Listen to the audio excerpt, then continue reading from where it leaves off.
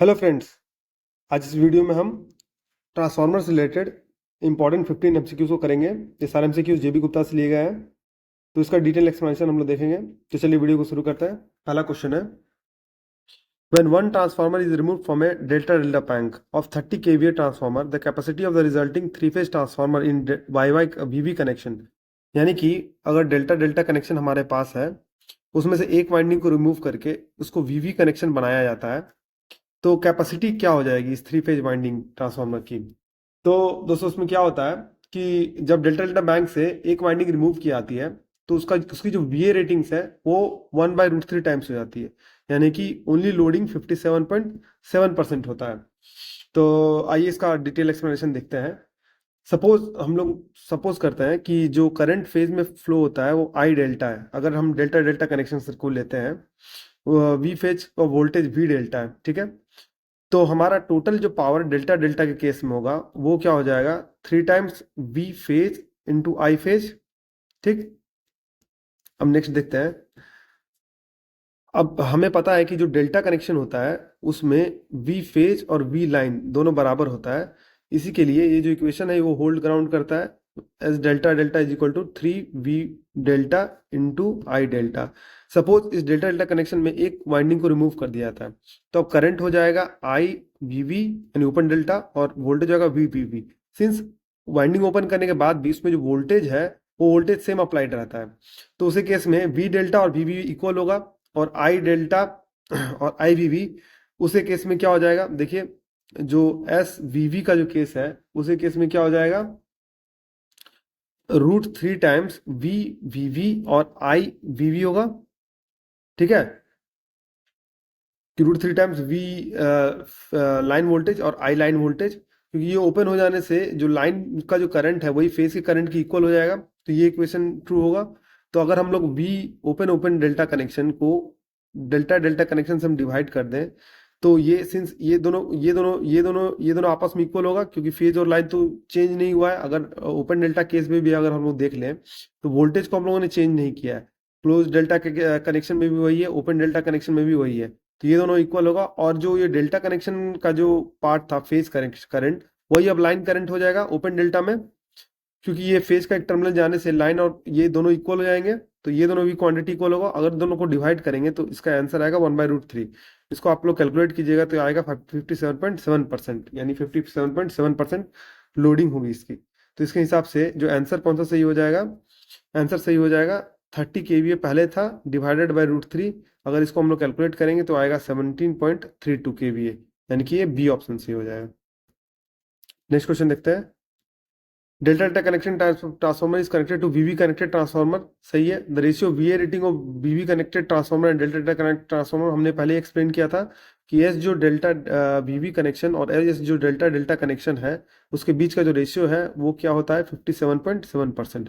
दोस्तों जनरली वीवी जो कनेक्शन है उसको हम लोग कब यूज करते हैं, सपोज हमारे पास डेल्टा डेल्टा कनेक्शन ट्रांसफार्मर है और उसमें से एक वाइंडिंग अगर फॉल्टी हो गई है, तो उस लोडिंग को हम लोग रिड्यूस करके 57.7% लोडिंग को रिड्यूस करके हम दोनों ट्रांसफार्मर को कम लोडिंग पे चला सकते हैं, अल्टी अनलेस जब जो थर्ड वाइंडिंग है वो रिपेयर ना हो जाए। जब रिपेयर होने के बाद थर्ड वाइंडिंग को भी इस डेल्टा डेल्टा से कनेक्ट करके हम लोग उसका फुल लोडिंग कर सकते हैं। तो इस कनेक्शन में हम लोग मेंटेनेंस रिपेयर के लिए यूज करते हैं। नेक्स्ट क्वेश्चन है, Scott connected transformer can convert, क्या कर सकता है। तो स्कॉट कनेक्शन जो है वो कन्वर्ट कर सकता है 3 to 2 फेज को और 2 to 3 फेज को। तो स्टेट जो हमारा स्पॉट कनेक्शन है उसमें हम लोग वाइंडिंग्स अलग अलग यूज करते हैं। इसके बारे में हम लोग देखेंगे कि क्या होता है। देखिए इसको फिगर से हम लोग डिटरमाइन करते हैं। ये हमारा है 3 फेज स्कॉट कनेक्शन। इसमें एक अलग वाइंडिंग होती है। मेन ट्रांसफार्मर हमारा ये है 3 फेज ट्रांसफार्मर, उसको उसके जो एक वाइंडिंग है उसको हम लोग स्प्लिट कर देते हैं, ठीक है। एक जो हमारा टी वाइंडिंग होता है और हमारा एस जो हमारा मेन वाइंडिंग हो जाता है, ठीक है। तो इसमें हम लोग क्या करते हैं, स्कॉट कनेक्शन में हम लोग देखते हैं कि ये जो हमारा voltage V A B V B V B C और वी ए सी ये तीनों फेज बैलेंस में है। इसको हम लोग बी डी पॉइंट से सेंटर टैपिंग करते हैं, जिसमें कि हाफ हाफ डिवाइड करते हैं। तो इसमें जो रेशियो आता है वो इस तरह से आता है। इसका डेरिवेशन हम लोग करते हैं। देखिए, हम लोग इसमें V A B is equal to V B C is equal to V C A, ये तीनों वोल्टेज को हम लोगों ने माना है, उसको हम लोग लाइन वोल्टेज मानते हैं, ठीक है। उसके बाद अब देखिए, इसमें वी बी डी जो वोल्टेज हो जाएगा, वो वी बी डी वोल्टेज और V D D C voltage, ये दोनों सेंटर टैपिंग करते हैं तो दोनों हाफ हाफ वाइंडिंग में डिवाइड हो जाता है।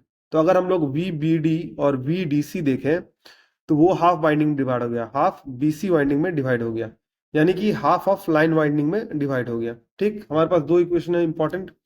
अब आगे देखते हैं कि इसमें जो हमारा वी ए डी वोल्टेज है, यानी कि वी ए डी, यानी कि ये वोल्टेज वी ए और डी के बीच का हम लोग वोल्टेज देखते हैं। तो वी ए डी जो देखते हैं हम लोग, वो हो जाता है V A B plus V B D. अब इसको सॉल्व करते हैं हम लोग जब देखिए, वी ए बी जो है हमारा V line into 120 degree phase difference में रहता है, प्लस वी बी डी है। हम लोग वी बी डी को डिटरमाइन किया, ऑलरेडी वो हाफ होता है वी बी डी, यानी कि ये वोल्टेज बी और डी ये हाफ टैपिंग है, तो इसका मतलब है वी जो बी सी वोल्टेज उसका हाफ होगा, यानी वी लाइन का हाफ होगा। उसको हम लोग वी लाइन बाई टू लिख सकते हैं, इसको हम लोग वी लाइन बाई टू लिख सकते हैं। अगर इसको हम लोग डिराइव करते हैं, तो हमारा वी ए डी जो वोल्टेज आता है, वो आता है जे टाइम्स √3/2, यानी कि 0.866 इंटू जे। तो उस तो इसी के लिए यहाँ पर जो वाइंडिंग की जो वैल्यू है √3/2 टीपी आ गई है, ठीक है। तो अगर हम लोग इसी तरह से दोनों वाइंडिंग्स के बीच में निकालें कि ये जो हमारा 2T है और ये हमारा 2M है, दो वाइंडिंग है। देखिए, two phase wind three Scott connection three phase को टू फेज में कन्वर्ट करते हैं, तो पहला वाइंडिंग 2T है, दूसरा वाइंडिंग 2M है। तो इसका मतलब है क्या कि V2T divided by V of AD, यानी कि VAD हमारा ये वाइंडिंग है और V2T हमारा ये वाइंडिंग है। इन दोनों के बीच में अगर हम लोग डिवीजन करें वोल्टेज का, तो वो क्या हो जाएगा, ये हो जाएगा TS यानी इसकी वाइंडिंग डिवाइडेड बाय TP यानी इसकी वाइंडिंग, ठीक। TP यानी कि TAD। अब TAD को हम लोग जानते हैं √3/2 टाइम्स है, तो यानी कि ये TS डिवाइडेड बाय √3/2 TP। अब V2T अगर हम लोग को निकालना है, तो इसका मतलब VAD को हम लोग इधर लेके जाएंगे, ठीक है। तो उसके हिसाब से हम लोग डिराइव करेंगे।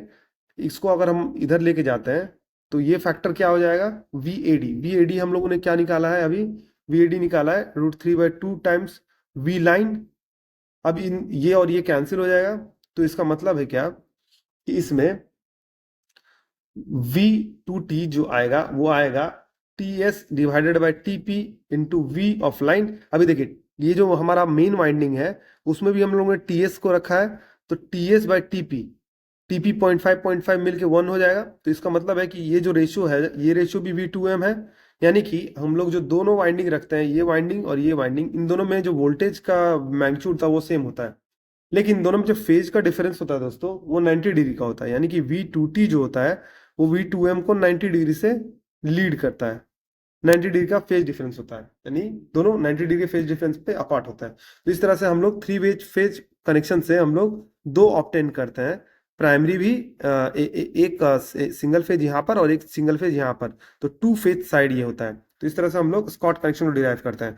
ये यहाँ पर फेजर डायग्राम है AB BC और CA का, और ये यहाँ पर रिजल्टेंट फेजर डायग्राम है। आप इसको अच्छे से स्टडी कर लीजिएगा। बढ़ते हैं नेक्स्ट क्वेश्चन में। नेक्स्ट क्वेश्चन है, in Scott connection if turns ratio the main transformer is K, the teaser transformer, जो T जो था वो टीजर ट्रांसफार्मर था, उसका टर्न्स रेशियो क्या होगा। तो अभी हम लोगों ने डिराइव किया था पहले कि दोनों का जो टर्न्स रेशियो हो जाएगा क्या, √3/2 के, जो हम लोगों ने स्कॉट कनेक्शन में थ्री फेज का कनेक्शन दिया था। यहाँ पर एक यहाँ में ये था, और यहाँ पर हम लोगों ने स्प्लिट किया था इसे दो वाइंडिंग्स में, और ये यहाँ पर हम लोगों ने टीजर रखा था, ये 2T टीजर रखा था ना।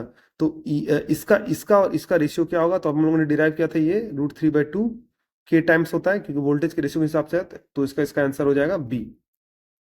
नेक्स्ट क्वेश्चन देखते हैं, supply to one of the terminal of delta Y connection transformer, यानी कि डेल्टा इस तरह से कनेक्टेड है और वाई यानी स्टार इस तरह से कनेक्टेड है, फेल्स, यानी कि एक टर्मिनल का सप्लाई फेल हो जाता है। मान सपोज इस टर्मिनल का सप्लाई फेल हो गया, ये टर्मिनल सही है, इस टर्मिनल का सप्लाई फेल हो गया। मैग्नेटिक से सर्किट सिमेट्री है, वोल्टेज ऑन सेकेंडरी साइड में वोल्टेज क्या होगा, तो देखिए इसका सप्लाई फेल हो जाता है। सपोज इसके बीच में जो वोल्टेज है वो 230 है, ये जो कंप्लीटली वोल्टेज है वो इस वाइंडिंग और इस वाइंडिंग थ्रू अप्लाई होगा। सिंस ये सप्लाई फेल हो गया, तो ये दोनों पैरेलल में कनेक्ट होंगे, आप इसको एज्यूम कर सकते हैं ये यहाँ पर जो वोल्टेज है वो डिवाइड हो जाएगा 115 तो उससे कॉरस्पॉन्डिंग में 1:1 का अगर हम लोग रेशियो लेते हैं तो यहाँ पर 230 वोल्ट आएगा, और जो दो वाइंडिंग है उसमें 115 और 115 के बीच में वो डिवाइड हो जाएगा। तो इसके हिसाब से आंसर क्या आएगा? बी। नेक्स्ट क्वेश्चन देखते हैं। In a transformer fed from fundamental frequency voltage source the source of harmonics is the, harmonics का सोर्स क्या होता है? तो saturation of the core, core का सेचुरेशन होता है, वही हार्मोनिक्स का सोर्स होता है। देखिए दोस्तों क्या होता है, अगर बी एच कर्व लीनियर होता, बी एच कर्व क्या होता है, यहाँ पर बी और एच, अगर हम लोग मैग्नेटिक फील्ड इंटेंसिटी अप्लाई करते हैं किसी कोर मटेरियल में और उसमें कितना मैग्नेटिक फील्ड डेवलप होता है उसके बीच का रिलेशनशिप होता है बी एच कर्व। ये बी एच कर्व कुछ इस तरह से होता है। अगर हम लोग अप्लाई करते हैं तो ये कर्व लीनियर नहीं होता है। सपोज कि इसको हम लोग अप्लाई किए तो ये अप्लाई करने के बाद यहाँ तक मैग्नेटिक फील्ड डेवलप हुआ, उसके बाद उसको कम करने से ये इसी पाथ को फॉलो नहीं करता, वो यहाँ के पाथ को फॉलो करता है, और इसको हम लोग कहते हैं रेसिडुअल मैग्नेटिज्म। तो सिंस ये लीनियर नहीं है उसके कारण इसमें हार्मोनिक्स डेवलप होता है। तो ये बी एच कर्व है, ये हमारा हिस्टैरिसीस लॉस बताता है इसके एरिया को, ठीक है। तो ये बी एच कर्व अगर लीनियर होता तो उसमें सेचुरेशन नहीं हो पाता कोर का, और उसमें क्या होता, हार्मोनिक्स भी डेवलप नहीं होते। नेक्स्ट क्वेश्चन है, zero sequence current can flow from line into transformer bank if windings are, winding किस कनेक्शन में दिया जाता है? वाइंडिंग ग्राउंडेड स्टार और डेल्टा कनेक्शन में। देखिए डिफरेंट डिफरेंट टाइप का कनेक्शन होता है दोस्तों जीरो सीक्वेंस नेटवर्क के लिए।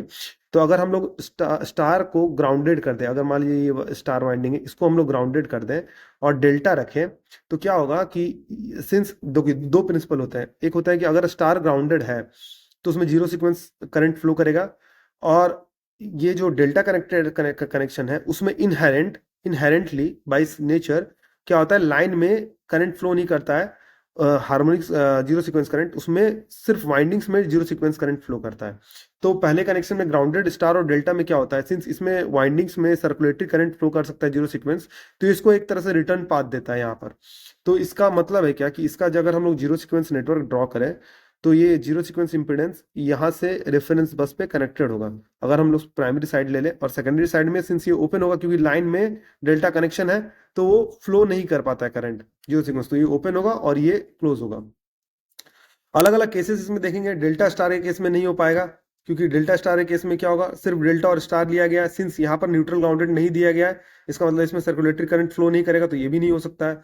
स्टार और ग्राउंडेड स्टार में नहीं हो सकता है। देखिए स्टार सिर्फ दिया जाए और ग्राउंडेड स्टार दिया जाए तो इसमें क्या होगा, ये जो करंट है, ये इंपिडेंस यहाँ जीरो सीक्वेंस इंपिडेंस इससे तो यहाँ तक तो आएगा, लेकिन ये स्टार कनेक्शन में क्या होगा, न्यूट्रल ग्राउंडेड नहीं है, तो इसको एक रिटर्न पाथ नहीं प्रोवाइड हो पाएगा, इसी के लिए ये इससे कनेक्टेड नहीं हो पाएगा, यानी सर्कुलेटरी करंट ग्राउंड तक फ्लो नहीं हो पाएगा।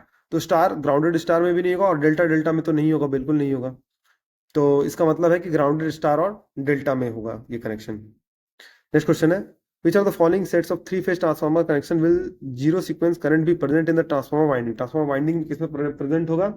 तो हमने बताया था primary in star, neutral grounded और सेकेंडरी इन डेल्टा, सिर्फ यही होगा। इसको हमने एक्सप्लेन किया था पिछले क्वेश्चन में। नेक्स्ट क्वेश्चन है, the magnetising current in a transformer is rich in third harmonic.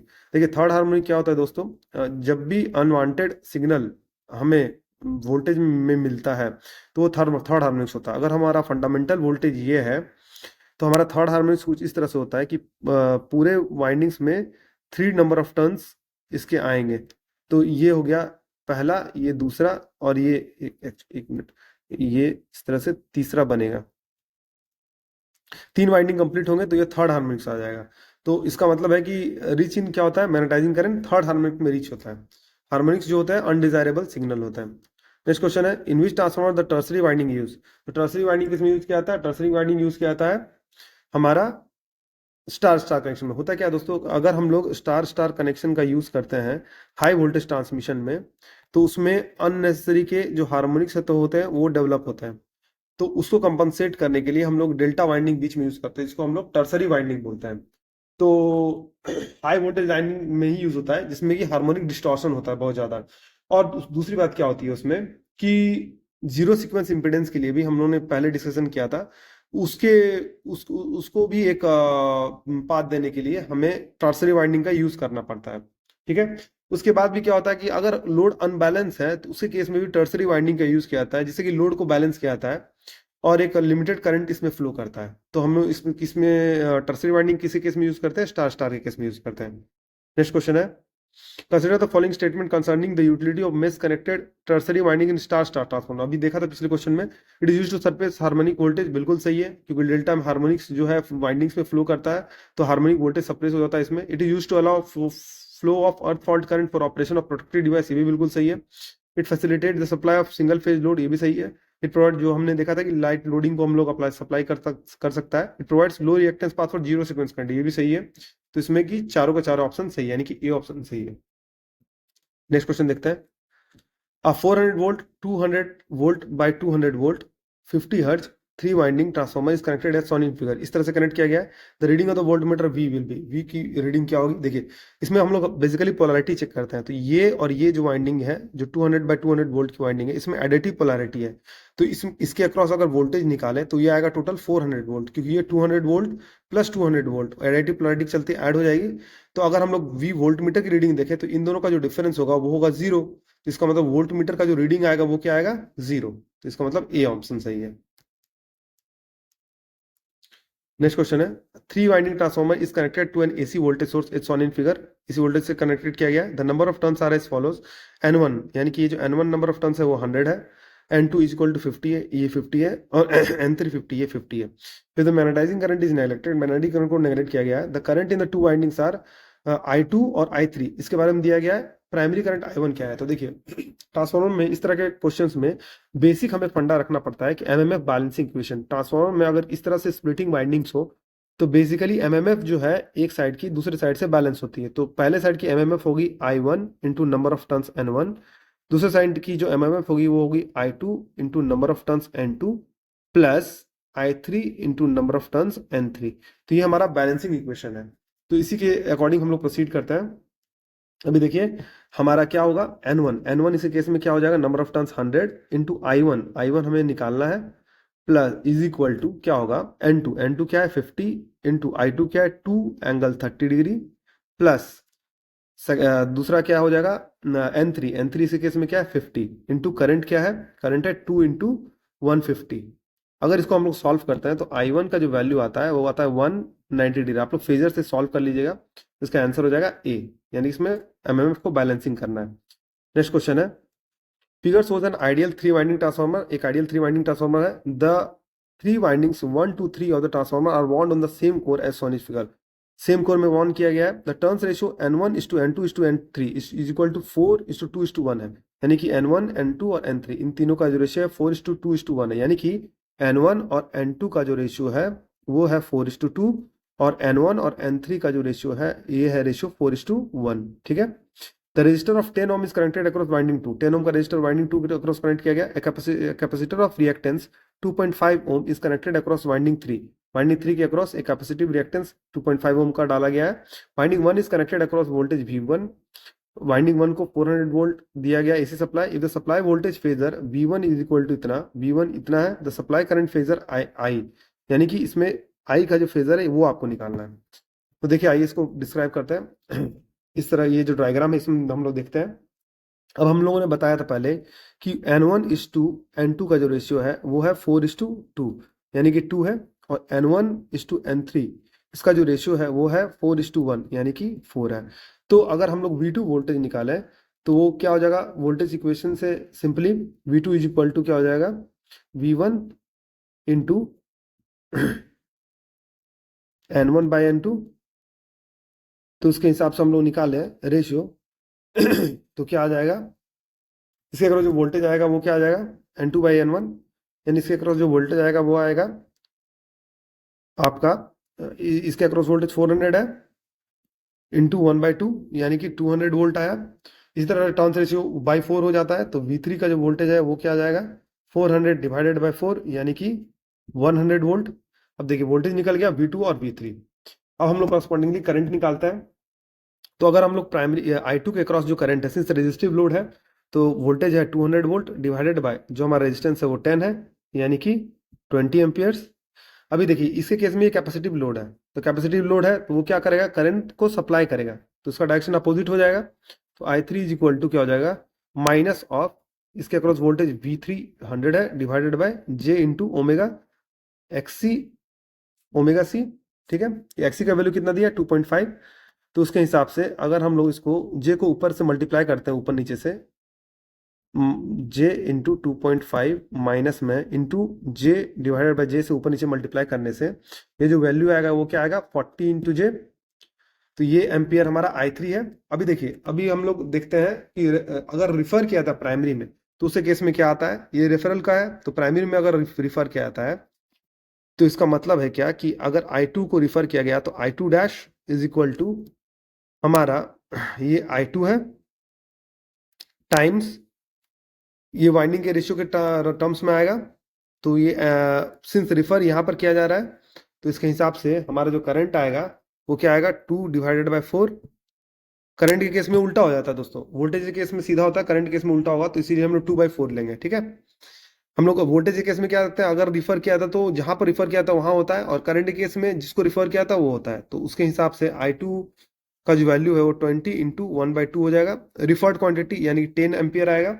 ठीक, सिमिलरली I3 डैश जो रिफर्ड है वो क्या हो जाएगा, I3 टाइम्स 1/4 यानी कि ये हो जाएगा 10 इंटू जे।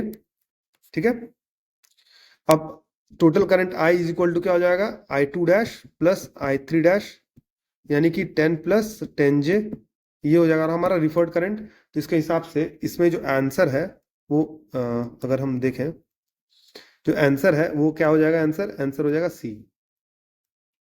ऑलवेज ट्रांसफार्मर में ये याद रखिएगा दोस्तों कि जो रिफर्ड क्वांटिटी होता है उसमें क्या होता है कि अगर सेकेंडरी है यहाँ पर हमारा सपोज और ये हमारा प्राइमरी है, और अगर प्राइमरी में N1 है और N2 है, अगर वोल्टेज V2 को हम लोग प्राइमरी की ओर रिफर्ड कर रहे हैं तो V2 डैश जो रिफर्ड है क्वांटिटी वो हो जाएगा N1/N2 जहाँ कर रहे हैं हम लोग रिफर्ड।